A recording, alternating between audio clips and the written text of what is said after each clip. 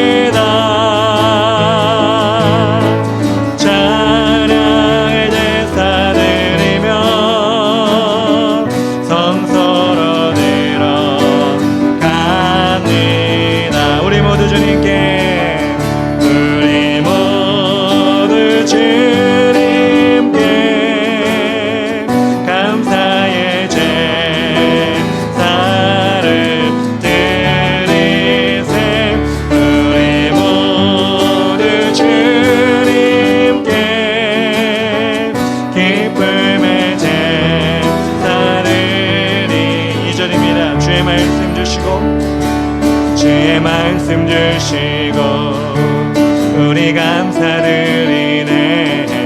주의 날개 그늘이 우리 피난처 되네. 주의 길을 따르며 우리 주께 순종해. 모든 상황 속에서도 찬양의 제사 드리네. 찬양의 제사 드리며 성소로 들어갑니다.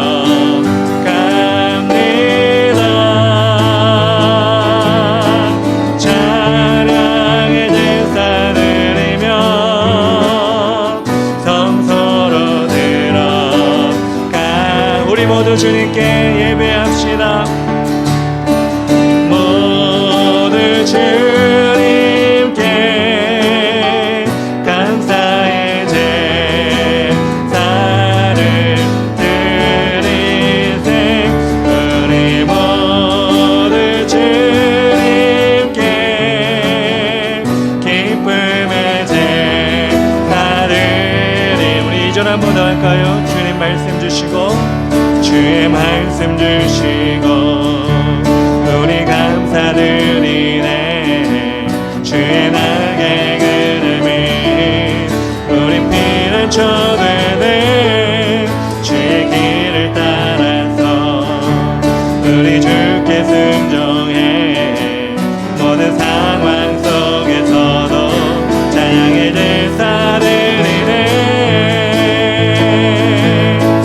찬양의 제사 드리며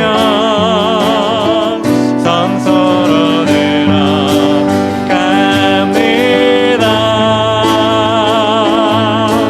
찬양의 제사 드리며 성소로 들어갑니다. 찬양의 제사 드리며 찬양의 제사 드리며 성소로 들어갑니다.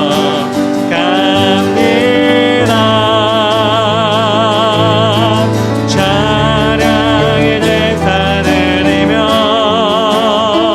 성소로 들어가. 우리 모두 주님께 감사해.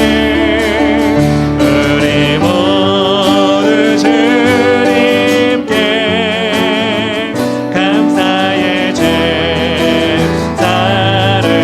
드리세. 우리 모두 주님께 기쁨의 제사 드리네. 이 세상의 모든 죄를 밝히시는 주의 보혈 성자의 쓰그게 피 찬송하고 찬송하세. 주님 앞을 멀리 떠나 길을 잃고 헤맬 때에 나의 뒤를 따라오사 진히 구원하셨도다. 이 눈보다도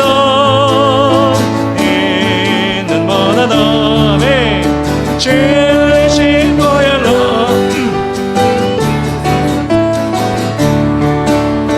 가시관을 쓰셨으니 피로 얼굴 물드셨고 십자가의 모든 것도 나를 위해 당하셨네. 말로 여명할 수 없는 그 세주의 근속하신 그대와 크신 사랑 찬송하고 찬송하세. 있는보다도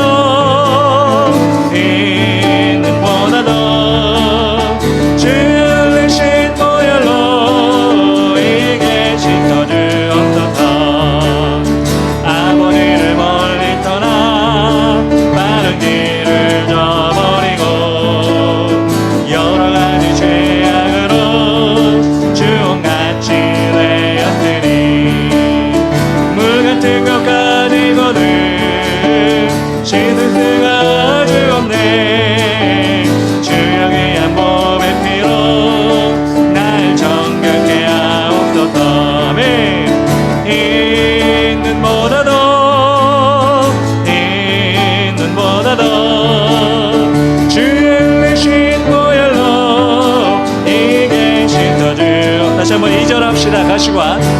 시간을 쓰셨으니 비로 얼굴 물르셨고 십자가의 모진 고통 나를 위해 당하셨네. 말로 형용할 수 없는 그 세주의 구속하심 그대와 크신 사랑 찬송하고 찬송하세.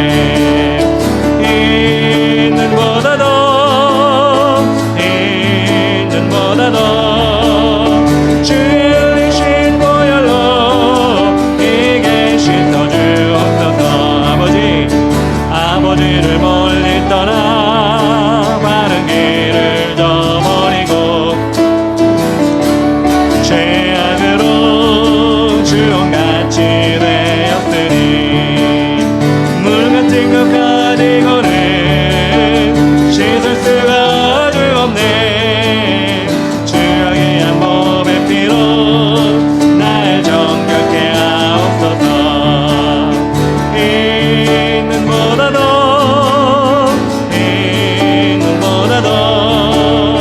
주의 대신 보혈로 이게 씻어주 있는보다도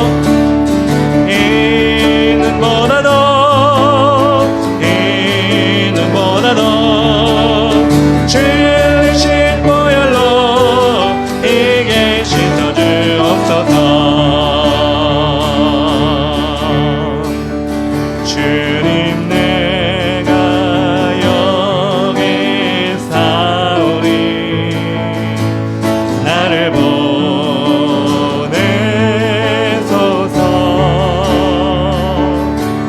나의 몸 주께 드리오니 주 받으옵소서.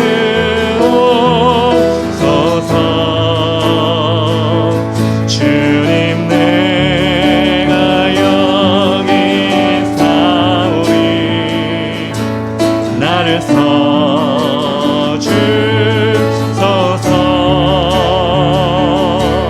가진 것 모두 다 주께 드리오니 주 받으옵소서.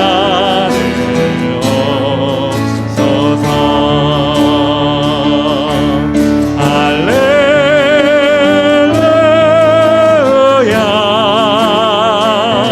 할렐루야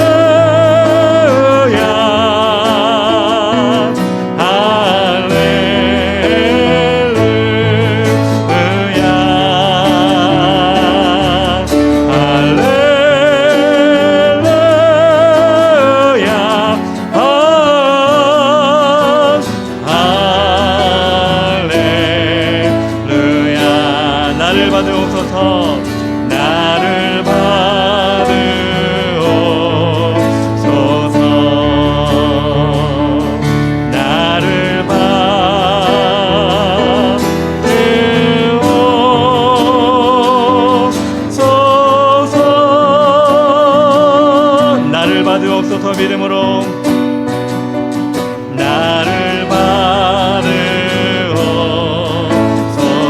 마지막으로 나를 받으옵소서. 나를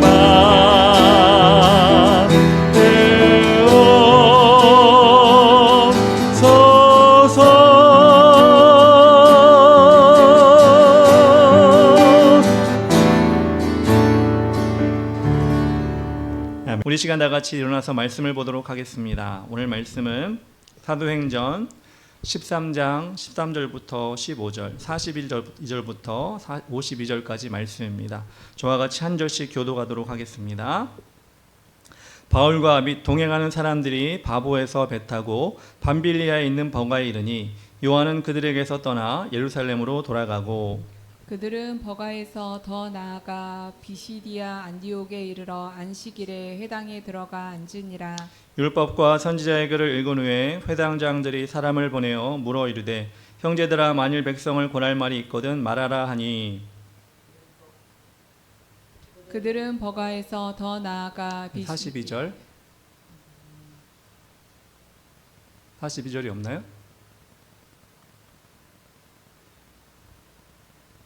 그들이 나갈새 사람들이 청하되 다음 안식일에도 이 말씀을 하라 하더라. 회당의 모임이 끝난 후에 유대인과 유대교에 입교한 경건한 사람들이 많이 바울과 바나바를 따르니 두 사도가 더불어 말하고 항상 하나님의 은혜 가운데 있으라 권하니라. 그 다음 안식일에는 온 시민이 거의 다 하나님의 말씀을 듣고자 하여 모이니 유대인들이 그 무리를 보고 시기가 가득하여 바울이 말한 것을 반박하고 비방하거늘 바울과 바나바가 담대히 말하여 이르되 하나님의 말씀을 마땅히 먼저 너희에게 전할 것이로되 너희가 그것을 버리고 영생을 얻기에 합당하지 않은 자로 자처하기로 우리가 이방인에게로 향하노라. 주께서 이같이 우리에게 명하시되 내가 너를 이방의 빛으로 삼아 너로 땅끝까지 구원하게 하리라 하셨느니라 하니 이방인들이 듣고 기뻐하여 하나님의 말씀을 찬송하며 영생을 주시기로 작정된 자로 다 믿더라. 주의 말씀이 그 지방에 두루 퍼지니라. 이에 유대인들이 경건한 기부인들과 그 신의 유력자들을 선동하여 바울과 바나바를 박해하게 하여 그 지역에서 쫓아내니 두 사람이 그들을 향하여 발에 티끌을 떨어버리고 이고니온으로 가거늘 제자들은 기쁨과 성령이 충만하니라. 아멘. 예, 자리에 앉아주시면 되겠습니다. 오늘 말씀이 길었습니다. 사도행전 13장 13절부터 15절, 42절부터 52절까지 말씀입니다. 원래는 13절부터 52절까지 다 읽어야 되는데 중간에 내용을 좀 빼고 읽었습니다. 그래도 좀 길었죠. 오늘 장애물이 있어도 복음 열차는 달려간다라는 제목으로 우리 하나님 말씀을 전하도록 하겠습니다. 옛말에 개가 짖어도 기차는 달려간다라는 말이 있습니다. 기찻길 옆에 보통 집이 있으면 기차가 멀리서부터 지나가려고 올 때 기차가 다가오면 그 선로가 흔들리죠. 진동이 일어나기 때문에 기차 옆에 사는 사람, 기찻길 옆에 사는 사람은 기차가 오는구나 이걸 느낄 수 있게 됩니다. 그리고 멀리 있을 때보다 가까이 있을 때 더 진동이 많이 느껴지고 기차가 정작 지나갈 때는 기적 소리를 울려가면서 지나가기 때문에 아주 시끄럽습니다. 그러니까 사람은 그거에 적응이 돼서 한두 번 지나가면 아 그러는구나, 또 땅이 울리니까 기차가 지나가는구나 이런 생각을 해서 그런가 보다 하고 지나가는데 그 집에 있는 개들은 어떨까요? 개들은 그 기차가 오는 진동이 자신에게 좀 위협으로 느껴지기 때문에 멀리서부터 그 기차가 축축 오면 그들 마음이 좀 뛰는 것 같아요. 그래서 집에서 키우는 개들은 기차가 점점 가까울수록 불안감을 느끼고, 그리고 기차가 자신의 옆으로 지나갈 때는 목청껏 막 짖게 됩니다. 그것도 뭐 한 마리의 개가 아니라 그 동네에 있는 개가 다 막 짖죠. 막 시끄럽게 막 짖습니다. 사람들은 상관하지 않지만 개는 짖습니다. 그렇게 동네방네 개들이 기차가 지나갈 때마다 짖는 것을 볼 때 우리는 어떻게 생각하죠? 개가 짖으니까 기차가 지나가기 힘들겠구나 이런 생각을 하나요? 아니요, 전혀 그런 생각하지 않습니다. 아무리 많은 개가 짖어도 기차는 자신의 목적지를 향해 계속해서 달려갑니다. 자신의 앞에 뻗어 있는 그 선로를 향해, 그 목적지를 향해 계속 달려갈 뿐입니다. 우리가 세상을 살아갈 때 우리가 정해놓은 진로를 갈 때 때로는 문제가 생기고 장애물이 생기면 계속해서 그 일을 해야 하나? 내가 가는 길이 맞나? 포기해야 하나? 다른 길로 가야 되나? 아니면 목적지를 바꿔야 하나? 이런 갈등을 할 수밖에 없습니다. 특별히 저희 집에도 고3이 있지만 이 고3이 제일 힘든 시기가 언제죠? 이 여름방학이에요. 누가 봐주지도 않고 누가 채점해주지도 않고 누가 그 사람을 딱 묶어놓고 공부하라고 하는 것이 아니기 때문에 혼자 공부해야 돼요. 더운 여름에 공부하다 보면 여러 가지 생각이 일어나죠. 내가 이 공부하는 방법이 맞는지, 내가 정말 효율적으로 공부하고 있는 건가, 내가 맞게 하고 있는 건가, 잡생각이 들어오기도 하고요. 그러면 또 멍하니 먼 산을 바라보기도 하고, 그렇게 딴 생각하다 또 졸리면 또 자기도 하고, 그러면 안 되겠지만 그렇게 힘든 시간을 보내고 있는 것이 고3인데, 이 고3에게 특별히 이렇게 여러 가지 장애물과 태클이 많이 들어오는 시간이기도 합니다. 그러다 보면 목표를 향한 자신감이 떨어지고 다른 사람과 비교하고 내가 못하는구나 의기소침해하기도 합니다. 공부뿐 아니라 세상의 이치가 다 그렇습니다. 개가지도 흔들림 없이 달리는 기차 같아야 되는데 우리의 인생은 그렇게 여러 군데서 지짐이 있으면, 장애물이 있으면 흔들릴 수밖에 없습니다. 지난주에 우리 바나바와 바울이 선교 여행을 첫 번째로 지역을 떠났습니다. 그것이 어디였냐? 구브로라는 지역이었습니다. 서기오 바울이라는 총독을 만나게 되어서 복음을 전했지만 그 지역이 아주 많이 복음화가 된 것은 아니었습니다. 그렇지만 하나님의 인도함을 받은 그들은 그 큰 성과를 보진 못했지만 포기하지 않았습니다. 다른 지역으로 또 하나님의 인도함을 따라 또 가게 된 것입니다. 그래서 두 번째로 도착하게 된 곳이 어디냐? 비시디아 안디옥이라고 하는 지역입니다. 그런데 그 지역에 도착할 때 그들 전도자들의 힘을 빼는 일이 일어났습니다. 오늘 말씀 13절에 보면 이렇게 나와 있습니다. 바울과 및 동행하는 사람들이 바보에서 배 타고 밤빌리아에 있는 버가에 이르니 요한은 그들에게서 떠나 예루살렘으로 돌아가고 라고 나옵니다. 함께 선교 여행을 출발했던 요한, 다시 말해서 마가라고 하는 사람이 그 중간에 버가라는 곳에서 자신의 고향으로 예루살렘으로 돌아가 버린 것입니다. 사도행전을 기록한 사람이 누구죠? 누가입니다.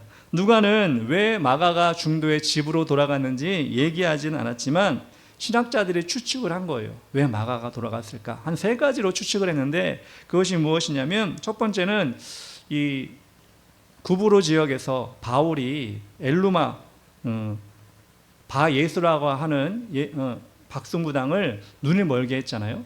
그 상황부터 인해서 바나바와 바울이 아니라 바울과 바나바로 선교의 주도권이 바뀌게 됩니다. 이 마가 요한은 누구였냐면 바나바의 조카였거든요. 이렇게 바나바를 통해서 시작된 선교가 바울로 주도권이 넘어가니까 마가가 약간 성이 났다. 그래가지고 집으로 돌아갈래? 그래서 불만을 가지고 돌아갔다. 이런 추측이 하나가 있고요. 또 하나는 무엇이냐면 버가에서 말라리아 모기아에 물려서 병에 걸렸다. 그래서 몸이 약해져서 예루살렘으로 돌아갔다. 이렇게 한 또 두 번째 설이 있고, 세 번째는 무엇이냐?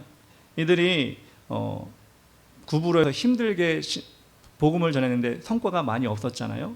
성과가 많이 없으니까 앞으로도 많이 성과가 없을 거니까 힘들 것 같다. 어려울 것 같다. 그래서 미리 힘든 것을 예상하고 돌아갔다. 이 세 가지 설이 있었습니다.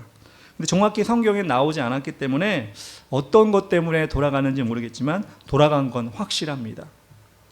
즉 결과적으로 마가에게 맡겨졌던 그 일을 이제 아무도 안 하게 되었다는 것입니다. 그들에게서 떠나라고 했는데 여기서 떠나라고 하는 헬라어는 무엇이냐? 아포코레사스라고 하는데 그냥 단순히 가다 이런 뜻이 아니라 자리를 내주고 떠나가 버리다 라는 뜻이었어요. 그러니까 여러분, 자리를 차지한 사람이 떠나가 버리면 그 난자리가 느껴지잖아요. 특히 선교 여행이라고 하면 여러 가지 짐도 들어야 되고 또 여러 가지 사무적인 일이나 돈을 맡긴 일이나 여러 가지 필요한 일이 있는데 이 마가가 빠짐을 통해 누가가 딴 사람이 대신해서 그 일을 맡아야 되고 그럼 자기 일보다 더 많은 일을 해야 되고 이 힘든 선교 여행 가운데 여러 가지 어려움이 더 따르게 된 것입니다. 즉 마가 요한이 바울의 일행으로서 이탈함으로써 그들에게 마땅히 있어야 할 공식적인 자리가 하나가 비어버린 것입니다. 그래서 손이 모자르고 일손이 부족하게 된 것입니다.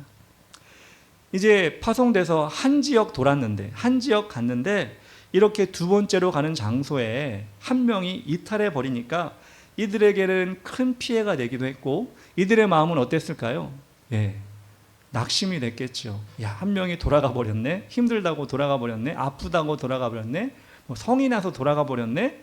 이런 일이 일어나니까 이들에게도 아마 영향이 있었을 것이라고 생각합니다. 근데 우리는 이 전도자들을 통해서 하나님께서 주시는 힘을 우리가 체험할 수가 있습니다. 첫 번째로 무엇이냐? 인간의 결핍은 말씀으로 해결할 수 있습니다 라는 것입니다.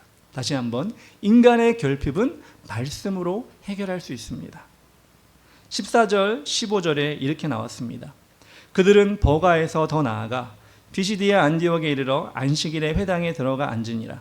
율법과 선지자들 글을 읽은 후에 회당장들이 사람을 보내어 물어 이르되 형제들아, 만일 백성을 권할 말이 있거든 말하라 하니 라고 나옵니다. 버가에서 마가 요한이 집으로 돌아갔을 때 이들은 그 자리에서 힘드네, 우리도 멈춰버릴까, 우리 돌아가 버릴까, 이렇게 한 것이 아니라 비시디아 안디옥 두 번째 선교지로 바로 출발을 했습니다. 그리고 도착하자마자 어떻게 했느냐? 유대인들이 모이는 회당에 들어가서 말씀을 전하기 시작했습니다. 누구보다도 성경에 능통했던 바나바와 바울은 아브라함에서부터 출애굽 사건, 그리고 다윗과 수많은 선지자들의 글을 인용하여서 오실 메시아가 누구인지를, 그것에 대하여 전하게 되었습니다.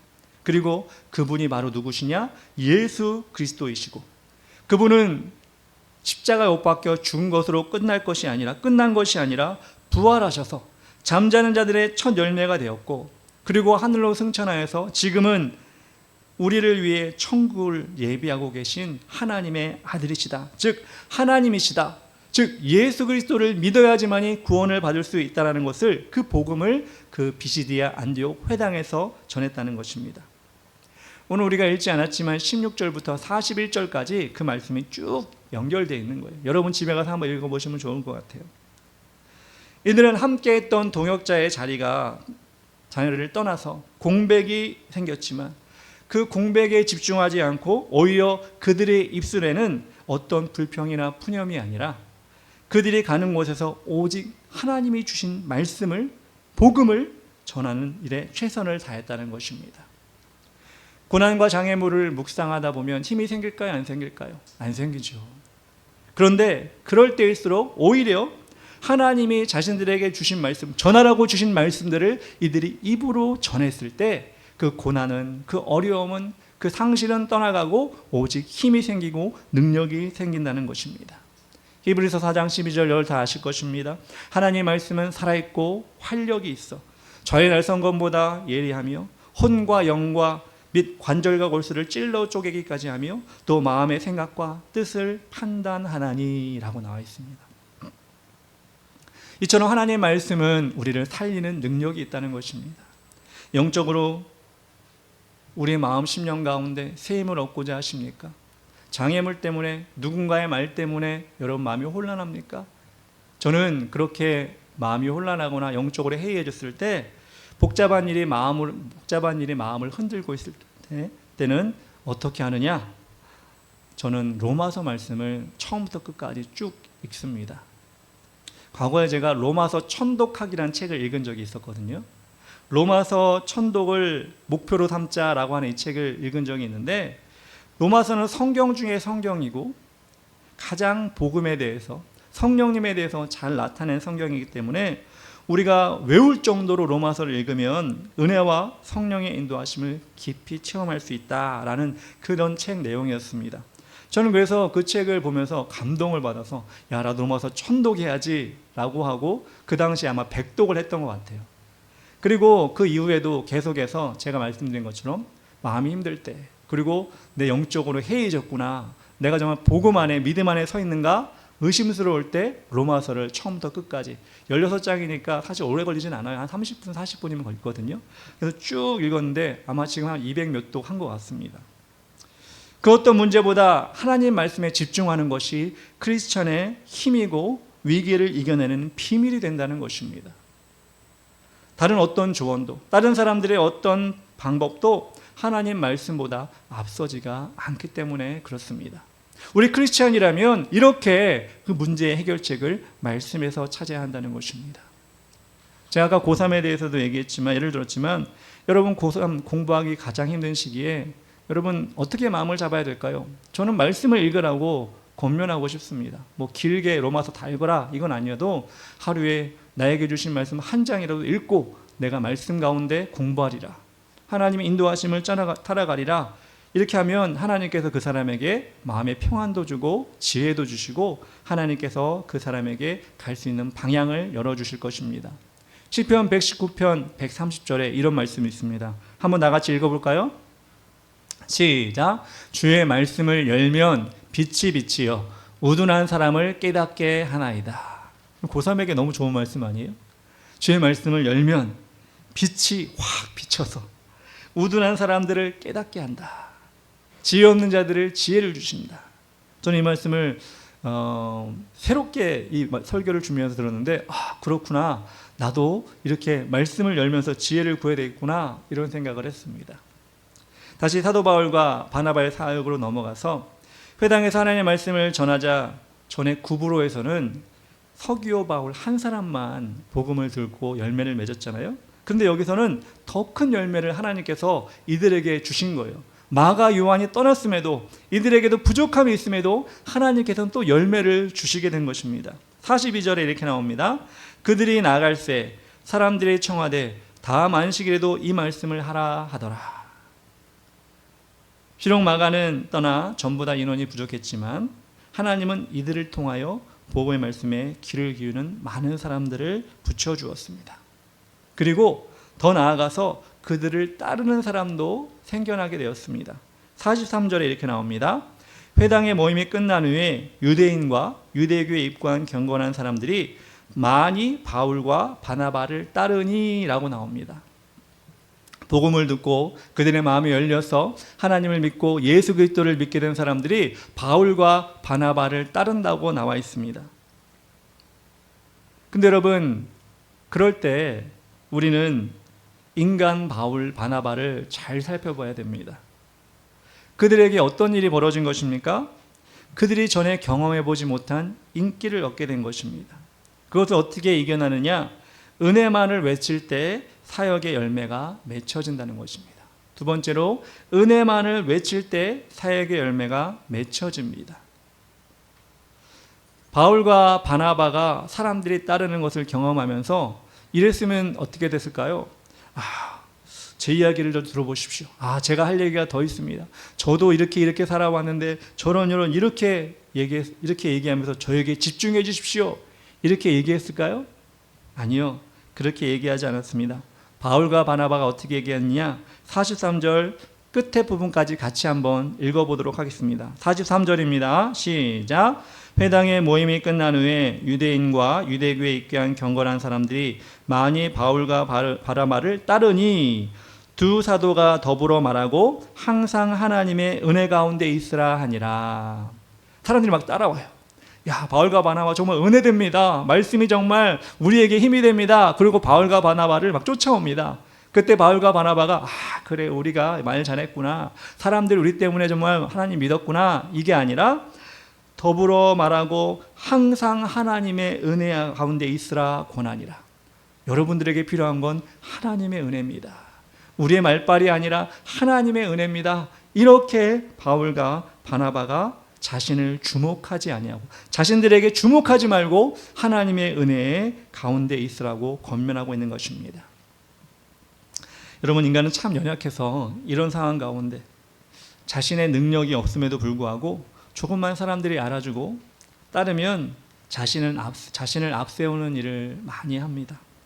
사역자 가운데도 조금만 유명해지면 자신의 이름을 알리기 위해서 하나님이 아니라, 예수님이 아니라, 성령님이 아니라 자신의 이름을 더 높이는 일을 우리는 종종 보게 됩니다. 이렇게 잘못된 길을 가다 보면 아주 극한으로 가면 어떻게 되죠? 이단이 나오게 되죠. 또 그렇게까지 이단으로 안 된다 할지라도 저희가 많이 보아온 사역자들의 폐단을 보면 그렇게 자신의 이름을 높이다가 자신의 이름도 땅에 떨어지고 하나님의 이름도 욕을 먹는 그런 일이 일어나는 것을 볼 때 참 안타까운 일입니다. 그런데 사도 바울과 바나바는 어떻게 하죠? 여러분들에게 필요한 건 하나님의 은혜 가운데 늘 있는 것입니다. 하나님의 은혜를 늘 생각하는 것입니다. 이렇게 그들에게 고백한 것입니다. 하나님의 은혜를 묵상하는 사람은 그렇게 자신의 이름을 높이지 않습니다. 하나님의 은혜를 앞세우는 사람은 온전히 자신을 낮출 수 있는 사람입니다. 나를 지으신 이가 하나님, 나를 부르신 이가 하나님, 나를 보내신 이도 하나님, 나의 나 된 것은 다 하나님 은혜라. 우리가 특별한 사역자가 아니고 능력이 있는 사람이 아니어도 고백할 수 있는 것은 무엇입니까? 하나님의 은혜입니다. 하나님이 나를 지금까지 이끌어 주셨습니다. 우리가 어떤 형편에 있든지 어떤 조건을 가지고 있든지 우리는 다 그렇게 고백할 수가 있습니다. 한 사람 한 사람에게 부어주신 예수 그리스도의 그 보배로운 피는 늘 언제나 동일하기 때문입니다.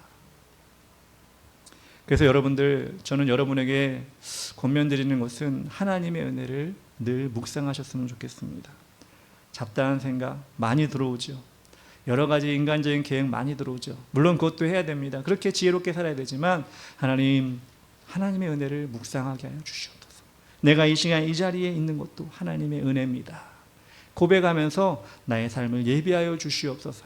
이렇게 하나님의 자리를 내어드릴 때 하나님은 그 사람을 더 귀하게 사용하시게 될 것입니다. 또 우리가 은혜라는 찬양을 알고 있잖아요. 우리 손경민 목사님이 지은 은혜라는 찬양이 있는데 그분의 간증을 들은 적이 있어요. 그 목사님이 모르겠어요. 저 외모로 풍기는 것이 약간 공부 열심히 했을 것 같고 막 안경 쓰고 있으니까 되게 집에서 막 아무것도 안 하고 공부 열심히 했을 것 같은 그런 모습이었는데 간증을 들어보니까 참 기구하더라고요. 어떻게 기구하냐면 그분이 2살 때 갑자기 아버지가 집을 나가셨대요. 사업을 하다가 잘 안 되니까 집에 있는 돈을 몽땅 가지고 집을 나가셨답니다. 나갔는데 결국 그 아버지의 사업, 안 되는 사업이 망해지고 부도가 나는데 1983년에 3억 6천만 원의 빚을 지게 됐답니다. 20대 후반이었던 어머니와 자신 말고 한 형제 3명이 있었는데 어머니는 그 돈을 갚으려고 파출부일을 하고 식당 일을 하고 김을 떼다가 완도에서 김을 떼다가 김을 동네방네 다니면서 파는 일을 하셨대요. 20대 후반에. 그렇게 힘든 시간을 보내는데 초등학교 4학년인 이 목사님이 자신도 어떻게든지 이 집을 돌봐야겠다, 도와야겠다는 생각으로 4학년 때 신문 보급소를 찾아간 겁니다. 신문을 돌리게 해달라고 찾아갔는데 초등학교 4학년이면 얼마나 어려요. 너 오토바이 못 타잖아. 오토바이는 없는데 자전거는 한 대 있습니다. 조그마한 자전거는. 그럼 자전거에 싣고 갈 수 있겠냐. 이렇게 하겠다고 4학년짜리가 학교 끝나면 석간신문을 돌린 거예요. 비가 오면은 저도 신문을 돌려봤지만 비 올 때는 비닐에 넣어가지고 돌려야 되거든요. 그 비닐 올려가 두면 초등학교 4학년 자전거에 이 신문을 싣고 가면 얼마나 무겁겠어요. 비도 오는데 우비 쓰고. 그러면 넘어지면 또 그걸 주워가지고 또 그 집집마다 돌리고. 그렇게 4학년 때 한 거예요. 6학년 때는 무엇을 했느냐? 구두 공장에 가서 구두를 닦는 일을 했답니다.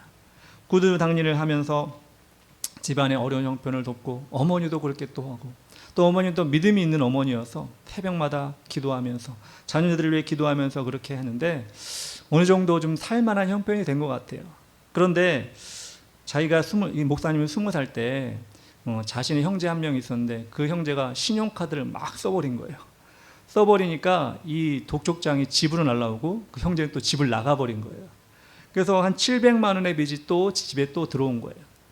그래서 이 손경희 목사님이 어떻게 했냐? 대학을 난 못 가겠다.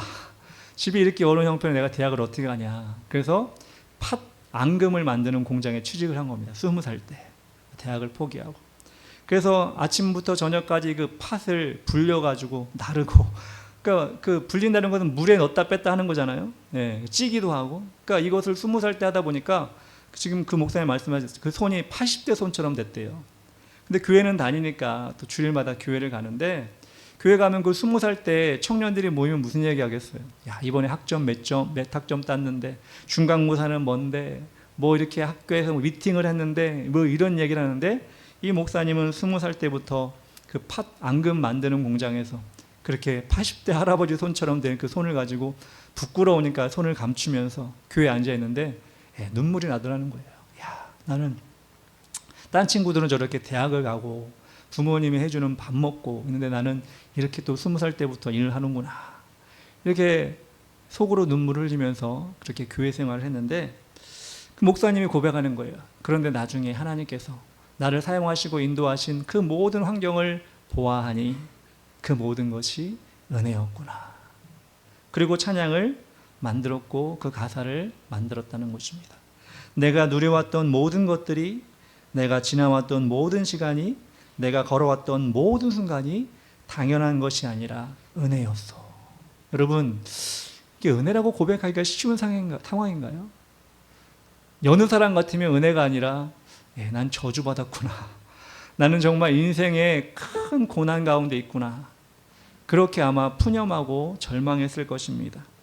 근데 이 송경민 목사님은 그런 상황도 하나님이 지켜주신 은혜, 상상할 수 없는 하나님의 그 사랑으로 내가 지금까지 살고 있었구나 라고 하니 하나님께서 그 후에 감사의 제목들을 더 붙여주시고 더 붙여주시고 더 붙여주셔서 지금 여러분 그 송경민 목사님이 지은 찬양 얼마나 많이 있습니까? 또 얼마나 많이 우리가 은혜 받으면서 그 찬양을 예배 가운데 부릅니까?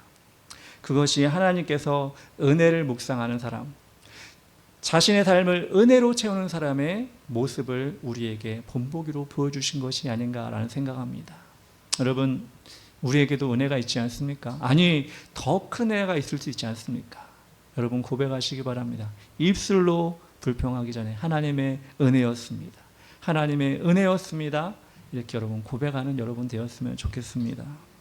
세 번째로, 하나님이 주신 열매만 바라볼 때 힘이 납니다.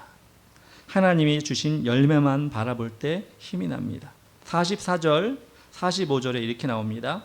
그 다음 안식일에는 온 시민이 거의 다 하나님의 말씀을 듣고자 하여 모이니 유대인들이 그 무리를 보고 시기가 가득하여 바울이 말한 것을 반박하고 비방하거늘 이라고 나옵니다. BCD의 안디옥에 들어가서 회당에 들어가서 하나님 말씀을 전했을 때 사람들이 복음을 듣고 하나님을 예수 그리스도를 믿게 되었습니다. 한 주가 지나서 다시 한번 회당에 갔는데 이번에는 그 온 시내 시민들이 그 회당에 몰려든 거예요. 하나님의 말씀을 들으려고. 이 얼마나 감사한 일입니까? 이들에겐 결핍이 있었죠. 한 명이 떠나가서 자리가 비었잖아요. 근데도 하나님께서는 그들에게 그렇게 은혜를 베풀어 주신 거예요. 근데 또 웃긴 건 무엇이냐? 그렇게 은혜가 더한 곳에 무엇이 있느냐? 방해가 또 있었다는 것입니다. 유대인들이 그 소문을 듣고, 야, 바울이 와가지고 예수라는 이단을 전하고 있으니 우리가 가서 깽판을 놓자. 그래가지고 유대인들이 몰려와가지고 그 회당에서 바울에게 방해를 하고 있는 것입니다. 한쪽에서는 은혜를 받으려고 사람들이 모였고 한쪽에서는 방해를 하려고 사람들이 또 모여 있습니다. 여러분 얼마나 혼란스럽겠습니까? 얼마나 그 자리가 여러분 어떻게 보면 돗대기 시장처럼 막 온성이 오가고 막 그렇게 되겠습니까? 이 혼란한 틈 속에서 아무런 열매도 없을 것 같았지만 하나님은 그런 가운데서도 믿음을 붙든 사람들을 찾아내셨습니다. 46절 그리고 48절을 읽어보겠습니다. 바울과 바나바가 담대히 말하 이르되 하나님의 말씀을 마땅히 먼저 너희에게 전할 것이로되 너희가 그것을 버리고 영생을 얻기에 합당하지 않은 자로 자처하기로 우리가 이방인에게 향하노라. 이방인들이 듣고 기뻐하여 하나님의 말씀을 찬송하며 영생 주시기로 작정자는 다 믿더라. 유대인들이 와가지고 막 방해를 하죠. 말씀을 안 듣기도 하고 말씀하는 걸 방해합니다. 이때 사도 바울과 바나바가 어떻게 합니까? 우리는 우리에게 주신 하나님 말씀을 당연히 전해야 되는데 너희들이 들으려고 하지 않으니 우리는 이방인들에게 전하겠다. 하나님이 이방인들의 귀를 열고 마음을 열어서 이 말씀을 듣게 하실 것이다 라고 얘기하고 말씀을 전하니까 거기에 있는 이방인들이 다 듣고 기뻐하여 하나님 말씀을 찬송하며 영생 주신 자는 영생을 받은 작정된 자는 다 은혜를 받았다는 것입니다. 여러분, 하나님은 혼란 가운데서도 믿음 있는 자, 하나님의 택함을 받은 자를 찾아내십니다. 사도 바울과 바나바가 방해 세력에 신경 쓰지 않고 마음이 열려 복음을 받아들이는 사람들을 향한 강력하게 하나님의 말씀을 전할 때 그들이 돌아온 것입니다. 이들이 유대인들이 와가지고 막 소리를 지르고 있으니 오늘은 안 되겠다. 오늘은 좀 힘들겠는데 오늘은 좀 포기하고 다음에 하자. 이렇게 했으면 어떻게 됐을까요? 거기서 하나님이 예비된 자는 말씀을 못 들었을 거예요. 근데 그들은 포기하지 않고 그런 상황 가운데서도 복음을 전했습니다. 제가 예전에 찬양 인도를 하다 보면 꼭 찬양을 잘 안 하시는 분들이 꼭 있어요. 졸기도 하고 핸드폰 쳐다보기도 하고 딴 데 쳐다보기도 하고, 근데 또 은혜를 받고 찬양을 열심히 하는 분도 있어요. 그렇게 찬양 인도하다가 제가 항상 얘기하잖아요. 찬양 인도하면서 수만 가지 생각이 왔다 갔다 한다. 한 사람 때문에 내 생각이 막 수만 가지가 생기기도 한다 이러는데, 그렇게 제가 찬양 인도할 때 제가 은혜를 계속 받으려면 저는 어떻게 해야 될까요? 누구를 바라봐야 될까요? 핸드폰 쳐다보고 졸고 있고 딴 거 쳐다보고 있는 사람 보면서 찬양 인도하면 저도 은혜를 못 받아요. 누구를 바라봐요? 은혜를 받고 있는 사람을 바라봐야 돼요. 그럼 나도 은혜 받고 그 사람도 더 은혜 받는 거예요. 이처럼 사도 바울은 하나님의 은혜를 받고자 준비된 자들, 하나님께서 택하신 자들을 계속해서 유대인들 안 바라보고 방해하는 사람들 안 바라보고 하나님을 작정된 자를 바라보면서 그렇게 복음을 전했다는 것입니다. 은혜 받는 사람만 은혜 받는 곳에 은혜가 더하는 것입니다.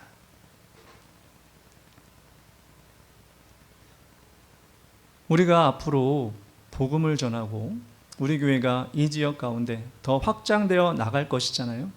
이런 일이 생길 거예요. 은혜를 받으려는 사람도 있을 것이고 방해하려는 사람도 있을 것이고 우리 마음을 힘들게 하는 사람도 있을 것이고 우리 마음에 힘을 주는 사람도 있을 것입니다. 그때 여러분, 우리가 누굴 바라봐야 돼요? 우리에게 힘을 주는 사람, 복음을 듣고자 하는 사람을 바라봐야 돼요. 예전에 우리 참사랑교회 전도할 때도 얼마나 그런 방해가 많았어요. 전도지 받으면 찢어버리는 사람도 있었고 오면 욕하는 사람도 있었고 침 뱉는 사람도 있었고 얼마나 많아. 근데 그 사람들 바라볼 필요가 없어요. 우리는 은혜 받을 자, 하나님 예비하신 자만 바라보고 나가면 되는 것입니다. 우리 교회가, 주의 길을 가는 교회가 그런 일을 능수능란하게 잘 감당할 때 하나님은 우리 교회를 그렇게 사용하실 것입니다. 그렇게 바울과 바나바가 복음을 전했을 때 유대인들이 어떻게까지 하느냐? 50절에 이렇게 나옵니다. 이에 유대인들이 경건한 기부인들과 그 신의 유력자들을 선동하여 바울과 바나바를 박해하게 하여 그 지역에서 쫓아내니 라고 합니다. 회당에서뿐만 아니라 비시디의 안디옥에서 그들이 복음 전하고 있었을 때 그 사람들을 쫓아내버렸습니다. 그 지역에서. 어처구 없는 일을 당한 거죠. 강제로 확 밀어버 나가 이렇게 하게 된 것입니다. 그러면 여러분 어떨까요? 여러분 그렇잖아요. 사람이 마음이 상하는 것은 첫째인데 몸이 약간 폭력을 당하거나 이러면 여러분 기분 나쁘잖아요. 그냥 말하다가 싸우는 것도 그런데 갑자기 누가 몸을 한번 딱 치면 왜 때려? 막 그래가지고 더 세지잖아요.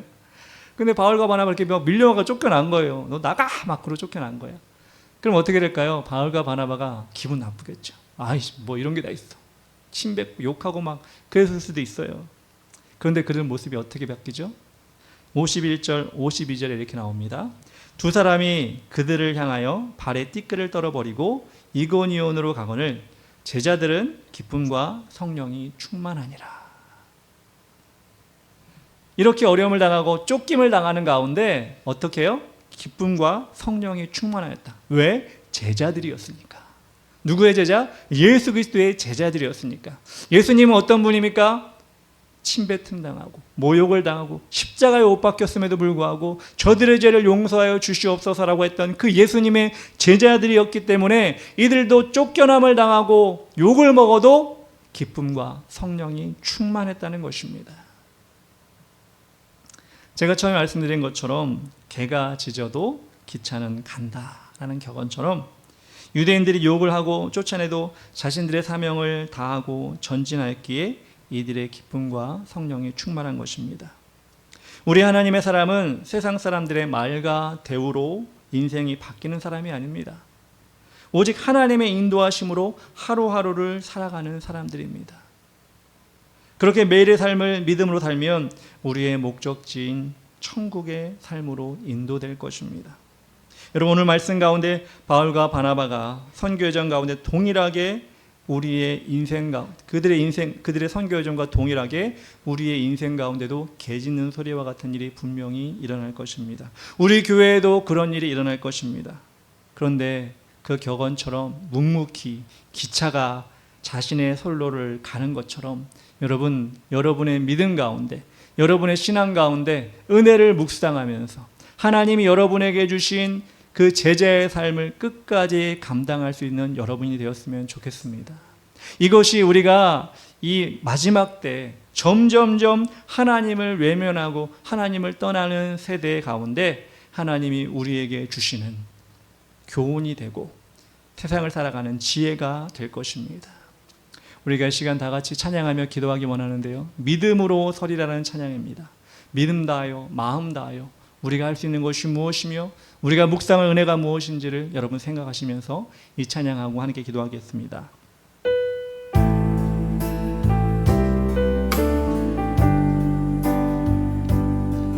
이곳에 임하신 하나님 나라 가난한 마음으로 바라보리라. 먼저 그 나라 그 뜻 구하며 나의 삶 드리리. 주님이 맡기신 하나님 나라 믿음의 눈으로 바라보리라. 하늘의 뜻이 이 땅 가운데 완성될 그날까지 믿음 다하여 그 위에 서리라. 하나님의 나라는 무너지지 않으리. 믿음 다하여 그 나라 세워가리라. 주님 곧 오실 때까지. 한 번 더 합시다. 이곳에 임하심 하나님 나라 가난한 마음으로 바라보리라. 먼저 그 나라 그 뜻 구하며 나의 삶 드리리. 주님이 맡기신 하나님 나라 믿음의 눈으로 바라보리라.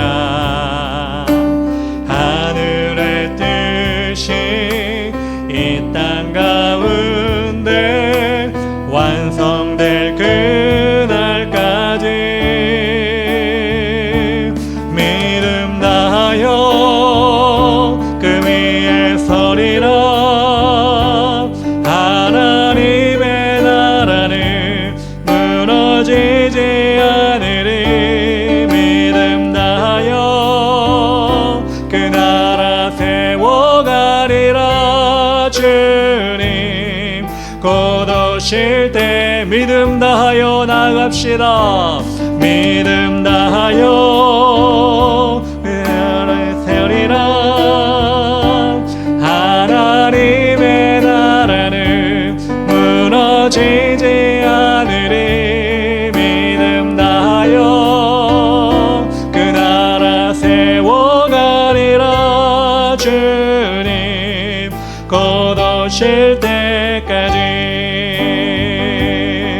우리 시간 다 같이 기도하며 나아갑시다. 하나님, 우리 두 번째 선교지 방문한 바울과 바나바를 보면서 하나님, 우리가 정말 우리 믿음의 여정 가운데 우리 역시도 많은 장애물과 어려움이 있고 또한 아버지 방해 세력들이 있음을 고백하며 승리하며 나갈 수 있도록 인도하여 주시옵소서.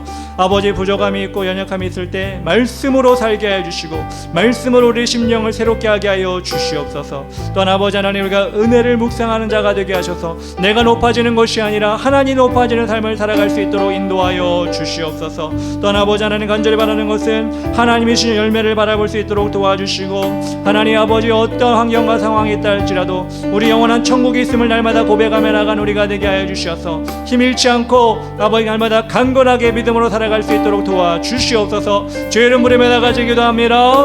주여, 아버지 하나님 감사합니다. 하나님 아버지, 오늘도 주님께서 인도하여 주셔서 우리가 정말 진정으로 바울과 바나바의 삶을 여정을 통하여 우리의 또한 아버지 삶을 다시 한번 투영하게 하시니 감사합니다. 하나님, 그렇습니다. 우리에게도 부족함이 있습니다. 우리에게도 연약함이 있습니다. 아버지, 장애물이 있습니다. 그럴 때마다 말씀을 보게 하여 주시옵소서. 하나님, 말씀은 살아있고 활력이 있다고 말씀하셨습니다. 우리의 심령과 영을 쫓긴다고 말씀하셨사오니 아버지 하나님께서 우리 말씀을 통해 새롭게 일어날 수 있도록 인도하시고 하나님이 우리를 변화시키는 역사를 할 수 있도록 인도하여 주시옵소서. 또한 간절히 바라고 나아가는 것은 아버지 하나님, 은혜를 묵상하게 하여 주시옵소서.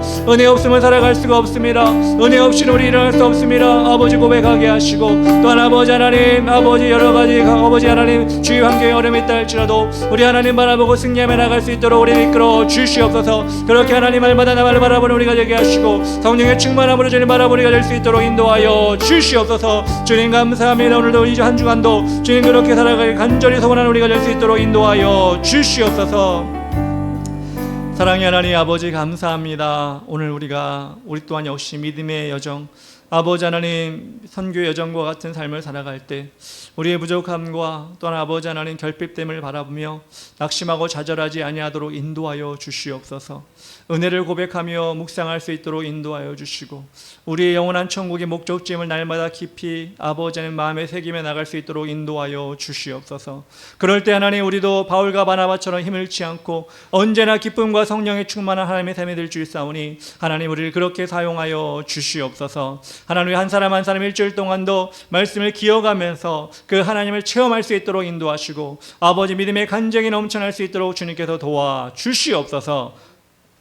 이제는 우리를 죽기까지 사랑하신 예수 그리스도의 크신 은혜와 하나님 아버지의 지극하신 사랑과 성령님의 동행하시고 인도하심이 세상의 여러 가지 방해를 이기고 하나님의 자녀로서 믿음을 지키며 살아가려고 하는 주에게를 가는 교회 성도들의 머리 위에와 가정 위에와 직장 위에와 학교 위에 이 나라 민족 위에 지금으로부터 영원까지 함께 계실지어다. 아멘.